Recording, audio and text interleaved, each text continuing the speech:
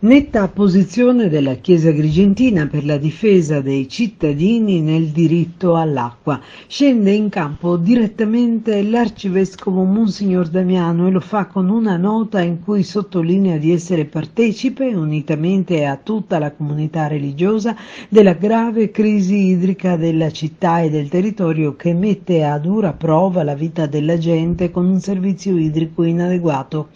Dal presule giunge una sollecitazione agli enti preposti a trovare soluzioni emergenziali e strutturali risolutive, efficaci, efficienti, economiche e solidali, tali da mitigare la crisi idrica dei comparti civile, agricolo, zootecnico e forestale, con costi di gestione proporzionati al servizio reso e vigilando su eventuali speculazioni su un bene primario.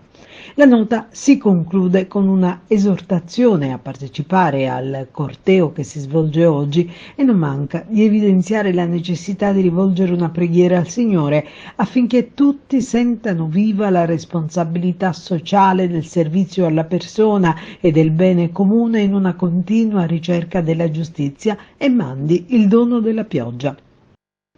Chiesa dunque presente a tutto tondo nel sostenere i cittadini vessati dalla crisi idrica, scende in campo anche con Ecclesia Viva, onlus del Modia, che con una dichiarazione, anche questa netta e senza giri di parole, afferma il primato della dignità dell'uomo, portando in questi tempi di crisi la voce silenziosa delle famiglie, degli anziani, dei disabili, dei malati allettati, di chi non ha la possibilità di comprare l'acqua. Lo facciamo, dicono, come cittadini cristiani e affermano perché siamo Chiesa Viva. Poi concludono sottolineando che l'impegno del cristiano nel mondo in 2000 anni di storia si è espresso seguendo percorsi diversi. Uno è stato attuato nella partecipazione all'azione politica.